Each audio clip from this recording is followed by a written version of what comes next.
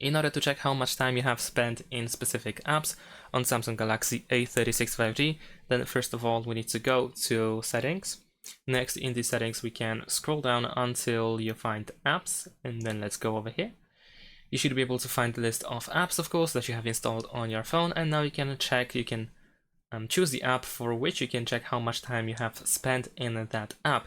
Once you are in the details of this app, you can select screen time. And then we have the summary of how much time you have spent in a specific app. Of course, you can swipe or tap over here at the top in order to go back to previous days. You can also switch to previous weeks. You can also switch to weekly preview.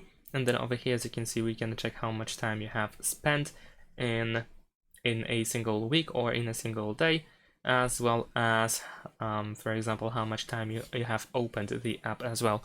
And that's it. Thanks for watching. Leave a like and subscribe to my channel, and see you in my next videos. Bye.